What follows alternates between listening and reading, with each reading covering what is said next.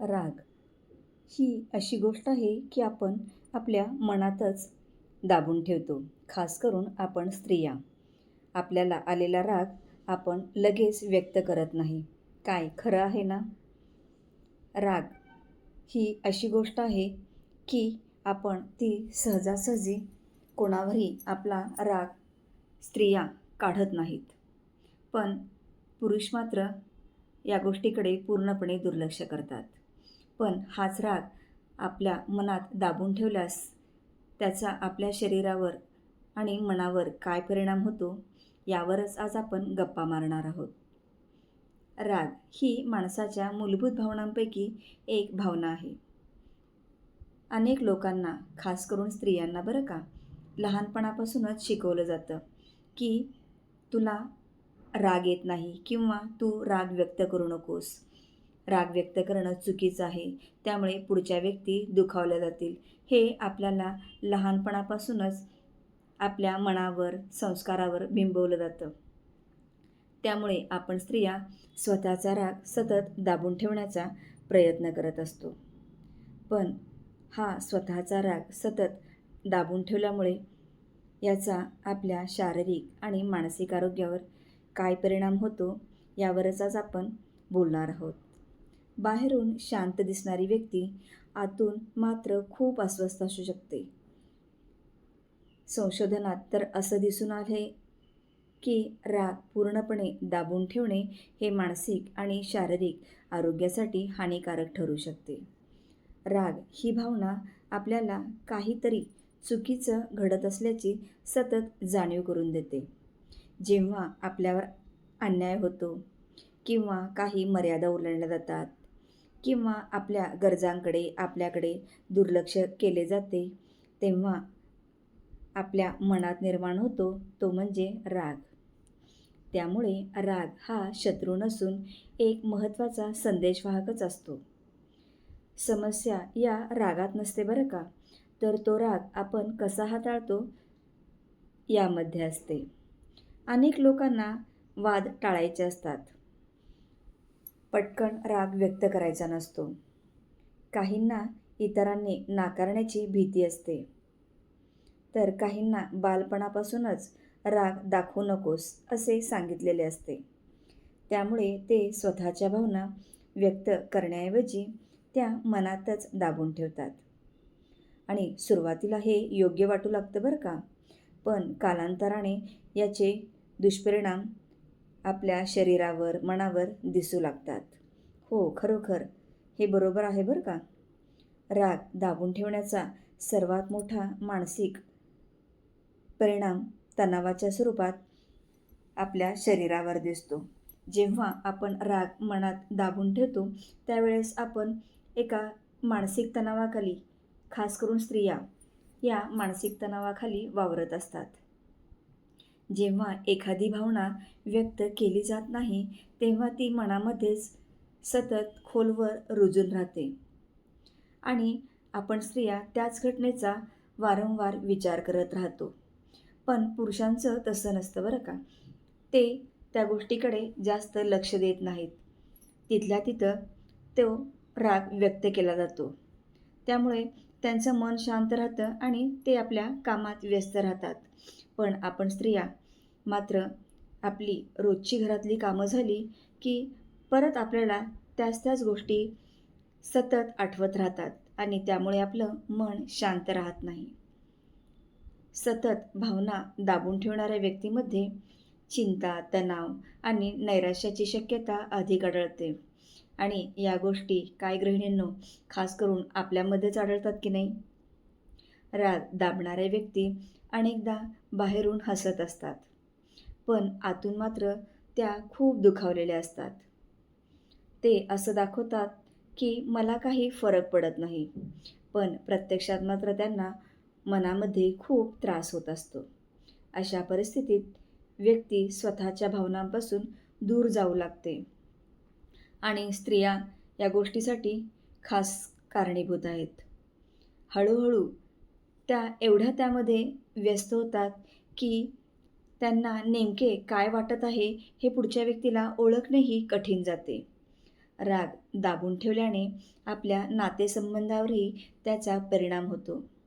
जेव्हा एखादी व्यक्ती आपली नाराजी स्पष्टपणे व्यक्त करत नाही, तेव्हा मनात राग आणि कटुता साचत जाते. काय बरोबर ना? आपल्या घरात आपण जेव्हा एकत्र कुटुंबात राहतो, तेव्हा बऱ्याच वेळा एकमेकींचा आपण राग, दुस्वास करत असतो. पण काहींना ते पटकन बोलायची सवय असते, तर काही स्त्रियांना पटकन बोलता येत नाही आणि तो राग त्यांच्या मनातच साठून राहिलेला असतो. बाहेरून सर्व काही ठीक असल्यासारखे दिसते, पण आतमध्ये मात्र तो राग खूप खोलवर रुजलेला असतो आणि एक दिवस हाच साचलेला राग अचानकपणे मोठ्या भांडणाच्या रूपात बाहेर पडू शकतो. काय बरोबर ना? त्यामुळे लोकांना असे वाटते, की अरे, ही तर स्त्री किती शांत होती आणि अचानक इतकी चिडली कशी काय? पण प्रत्यक्षात मात्र तो राग अनेक दिवस किंवा महिन्यांपासून त्या स्त्रीच्या मनात किंवा अनेकांच्या मनात साचलेला असतो आणि मोठ्या भांडणाच्या रूपात तो समोरच्या व्यक्तीला दिसतो. मानसशास्त्रात याला इमोशनल सप्रेशन म्हणजेच भावना दाबून ठेवणे असे म्हटले जाते. भावना दाबून ठेवण्यासाठी आपल्या मेंदूला बरं का अतिरिक्त ऊर्जा खर्च करावी लागते. त्यामुळे व्यक्ती मानसिकदृष्ट्या अधिक थकलेली वाटू शकते. आपणच कधीही जेव्हा आपल्याला राग येतो किंवा एखाद्या गोष्टीचा आपण दुस्वास करतो, त्यावेळेस आपण आपल्याकडेच लक्ष द्या, की खरोखरच एखाद्या गोष्टीचा आपल्या मनावर जर ताण असेल, तर आपल्याला काही काळ खूप थकल्यासारखं वाटतं. कोणत्याही गोष्टीत मन लागत नाही. अशा जेव्हा या गोष्टी होऊ लागतात, त्यावेळेस आपलं कोणत्याही गोष्टीत लक्ष एकाग्र होत नाही किंवा एखादा महत्त्वाचा निर्णय देखील आपण घेऊ शकत नाही. एखादी छोटी समस्या असते, पण ती समस्या देखील आपण सोडवू शकत नाही. हे सर्व कशामुळे होते? तर आपल्या मनावर जो रागाचा ताणतणाव असतो, यामुळे हा परिणाम होऊ शकतो. राग दाबण्याचे परिणाम शरीरावरही दिसून येतात आणि आपल्या मनावरही दिसून येतात. जेव्हा आपण रागावतो, तेव्हा शरीरामध्ये अनेक बदल होतात. खास करून ती स्त्री असो वा पुरुष असो, राग मनात साठलेला असेल किंवा ताणतणाव वाढलेले असतील, तर आपल्या हृदयाचे ठोके वाढतात. अचानक आपल्याला अटॅक वगैरे असे येऊ शकतात. रक्तदाब म्हणजेच आपला BP वाढू शकतो. शरीर एका सज्जावस्थेत जाऊ शकते. त्यामुळे हे असे आजार आपल्या शरीरात अचानकपणे उद्भवतात असं आपल्याला वाटतं. पण ते तसं नसतं. जेव्हा आपण आपल्या मनातील भावना, राग बोलून दाखवत नाही, त्यावेळेस हे हृदयाचा, BPचा हा त्रास अचानकपणे समोर आलेला आपल्याला दिसतो. जर हा राग सतत दाबला गेला, तर शरीर दीर्घकाळ तणावाच्या अवस्थेत राहू शकते. भावनिक तणाव आणि उच्च रक्तदाब, झोपेच्या समस्या आणि अनेक अशा शारीरिक तक्रारी आपल्याला आपल्या शरीरात छोट्या मोठ्या प्रमाणात आढळलेल्या दिसतात. काही लोक राग दाबतात, पण तो दुसऱ्या मार्गाने बाहेर येतो. काय बरोबर ना? ते कसं? तर आपण राग आल्यावर सतत चिडचिड करतो, कोणालाही उपरोधिक बोलतो किंवा टोमणे मारतो, छोट्या छोट्या गोष्टीवरून संतापतो. ती व्यक्ती आपल्या समोर जरी आली, तरी आपल्या मनाला असंख्य वेदना होतात.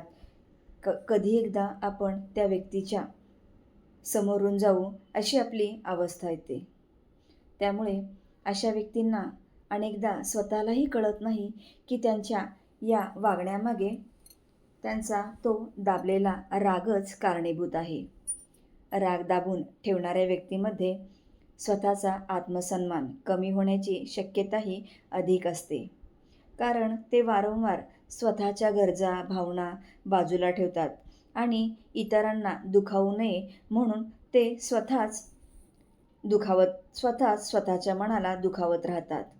हळूहळू त्यांना असे वाटू लागते की त्यांच्या भावनाच महत्त्वाच्या नाहीत आणि ते स्वतःच्या भावना जपायच्या आधी दुसऱ्यांच्या भावना जपण्याचा प्रयत्न करतात आणि त्यामुळेच स्वतःमधील आत्मविश्वास देखील कमी होऊ शकतो. बरं, तुम्हाला वाटेल की म्हणजे आपण राग व्यक्त करायचा नाही का? नाही, राग व्यक्त करायचा. पण कसा? राग आला की तो लगेच ओरडून किंवा आक्रमकपणे तो व्यक्त करायचा नाही. राग व्यक्त करण्याचे अनेक मार्ग आहेत. रागाला स्वीकारणे आणि योग्य पद्धतीने ते व्यक्त करणे हे आपल्या मनासाठी आणि शरीरासाठी खूप फायदेशीर असते बरं का. ते कसं? तर राग व्यक्त करताना एक गोष्ट करायची की समोरची व्यक्ती शांत झाल्यानंतर आपल्या भावना स्पष्ट शब्दात त्यांना सांगायच्या, मर्यादा निश्चित करायच्या आणि खूप राग आला असेल तर आपण तो राग व्यक्त करू शकत नसेल तर डायरी लिहायला सुरुवात करा. योग, प्राणायाम असे छोटे छोटे बदल आपण आपल्यात करू शकतो किंवा एखादी आपली विश्वासू व्यक्ती, जवळची व्यक्ती की ज्या व्यक्तीशी आपण मनमोकळेपणाने बोलू शकतो. हे असे मार्ग आपल्याला राग व्यक्त करण्यासाठी उपयोगी ठरू शकतात. मला हे आवडलं नाही, या गोष्टीमुळे मला त्रास झाला, माझ्यासाठी हे महत्त्वाचं आहे, अशा वाक्यामधून भावना व्यक्त करणे हे नातेसंबंधासाठीही चांगले असते. यामुळे संघर्ष देखील कमी होतात आणि परस्पर समज देखील गैरसमज वाढत नाहीत. जेव्हा आपण आपल्या भावनांकडे लक्ष देतो तेव्हा त्या भावना आपल्यावर नियंत्रण ठेवत नाहीत. उलट आपण त्यांना अधिक समजून घेऊ शकतो आणि प्रत्येक व्यक्ती आपला राग भावनिकरित्या त्याच्यावर नियंत्रण चांगल्या प्रकारे ठेवू शकते. बरं, शेवटी राग ही वाईट भावना नाही बरं का. ती आपल्याला स्वतःबद्दल, आपल्या गरजांबद्दल आणि आपल्या मर्यादांबद्दल महत्त्वाची माहिती सांगत असते. मात्र तो राग सतत दाबून ठेवला तर त्याचे परिणाम आपल्या मनावर, शरीरावर आणि नातेसंबंधावर दिसू शकतात. म्हणून राग नाकारण्याऐवजी त्याला समजून घेणे, स्वीकारणे आणि योग्य पद्धतीने व्यक्त करणे हे मानसिक आरोग्यासाठी अधिक उपयुक्त ठरते. खरे म्हणजे भावनिक स्वास्थ्य म्हणजे राग नसणे नव्हे, तर राग आल्यावर त्याला आपण कसे हाताळतो हे महत्त्वाचे आहे. काय बरोबर आहे ना? म्हणून सख्यांनो, कधीही राग आल्यावर तो मनात प्रत्येक वेळेस दाबून ठेवण्याची गरज नाही. तो तुम्ही चांगल्या प्रकारे पुढच्या व्यक्ती शांत झाल्यावर त्याला आपल्याला कोणत्या गोष्टीमुळे राग आला आहे तो सांगू शकतो. प्रत्येक वेळेस राग दाबून ठेवण्याची गरज नाही. त्यामुळे आपल्या मानसिक, भावनिक, शारीरिक आरोग्यावर परिणाम होऊ शकतो. म्हणून राग व्यक्त करायचा, पण तो पुढची व्यक्ती दुखावली जाणार नाही अशा पद्धतीने तो राग व्यक्त करायचा आहे. काय खरं आहे ना सख्यांनो?